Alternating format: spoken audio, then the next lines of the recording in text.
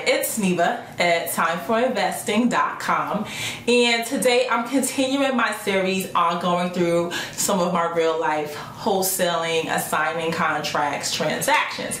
So stay tuned. I'm going to walk through my $40,000 deal.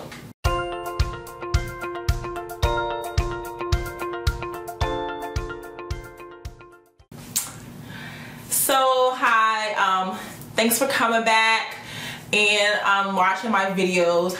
I'm actually behind because a couple things. One, my husband went traveling and he had the camera, and then two, I got rear-ended and I've just been like, you know, kind of in pain trying to get some rest type of thing. So that's why I haven't fell a little behind with posting my videos every week. So now I'm going to continue back up with going through some of my real life transactions, wholesaling and assigning contracts. So while I was just like kind of chilling, getting some rest, I think it's Aida or Aida, I hope I'm saying your name right, but she was looking at one of my old videos, and where I mentioned that I had made $40,000 on a wholesale deal, and you know, she kind of asked, hey, how did you do that? So I just thought to feature it in my real life transaction segment. This deal is actually old. I mean, I closed this back in 2012, but it just still comes up a lot and people ask questions about it because of the value of the wholesale deal, which is a lot. And so one of the questions that she asked me was, you know, $40,000, wow, because what she had previously heard was, you know, maybe $5,000 or $10,000 is average. So what I will say, you know, I'm in the DC area. Property values are much, you know, higher in this area. I mean, like just an average regular house can be $500,000, and so that can also be why maybe wholesale fees may be a little higher in our area because of that. Another thing is, you know, I've done transactions where I've only made $2,000. So it's like, you know, a range, you know. When I actually went back and looked, you know, I had actually, when I first started marketing this deal, I was actually, everything was priced so that I was looking to make $27,000. So it just so happens that I ended up making more than I actually even, you know, had set out to do. So the first question that's in my series that I usually answer, I actually need to check, because sometimes, you know, that's why I have to write it down. You guys know I'll forget my own question. But the first question in the series, the questions I answer is, how did I get the lead? Now this is really a good example because I had to use several different techniques until I actually had a signed contract for this house. Initially, you know, I sent postcards, and I sent the postcards, and I had actually communicated with this property owner at least, if I remember correctly, like a span over a year or so. So I had sent postcards, so maybe within that time, the property owner had received maybe 2 or 3 postcards, right? He did respond to one, and we started communication. And I explained, and I initially had made an offer, but we didn't come to an agreement. At the time, I couldn't, you know, meet what he was asking. So, you know, we never came to a deal at that time.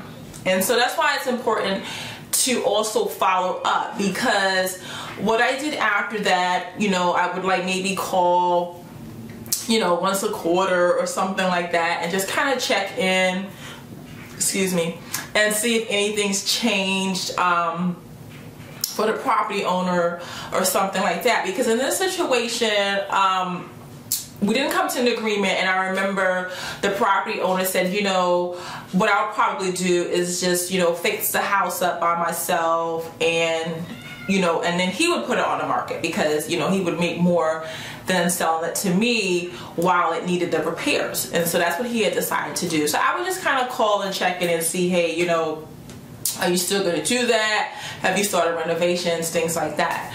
So another thing that I did, I had started like a newsletter, an email newsletter that I send out to people that I know that are landlords, and it has like landlord tips and things like that.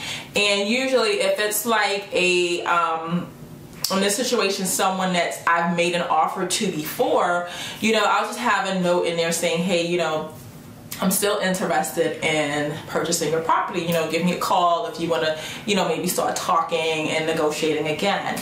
And so he responded again to that email, and we started to talk again. Now, what's really good tip for this transaction is that a year had passed, and within that year, property values went down in our area. So when I did my analysis, I couldn't even offer him the same price that I had offered before, because the property value went down, and when I calculated it, I actually needed to have a lower offer. And I remember initially I wasn't going to make the offer, right? Because I said, oh, I can't even offer what I did last time. So I was just going to tell him that and not even give him the offer. And then something said, you know, just send him the offer and just explain, you know, that why it's lower than it was previously. And I did that, and I don't know, somehow he accepted the offer, and I just was like blown away, like, oh my goodness. So always, no matter what, submit your offers, and, you know, leave the acceptance and rejection to the property owner. Don't try to calculate in your head what decision people are going to make, because ultimately we really do not know. So that's an example of that. So so this lead, I got it from a lot of persistence, a lot of following up, but always follow up in a professional manner, not in a nagging, aggressive manner, but just, you know, professional marketing, reaching out, listening to what the property owner's concerns are, things like that. Because since he told me, hey, I'll just make the repairs and do it myself, I'll make more money, you know, I agree with him. I said, you know, you will make more if you do the repairs yourself. But however, you know, he was out of state, and it's a lot, you know, to be out of state. And he was smart enough that he knew that, you know, not to like hire a crew and just, you know, be in another state and have them working. So he needed to be here, and that was what was holding up him moving forward and doing the renovations. So that's why finally when he reached back out to me, he's like, you know, it's been a year, I still haven't done the renovations. Now the house is empty, because originally he at least had a tenant in there, but now he was like, you know, it's empty, I'm not getting any money, you know. So it was just a better time for him to sell and just say, hey, Neva, you guys do the repairs, and, you know, just give me my cash up front.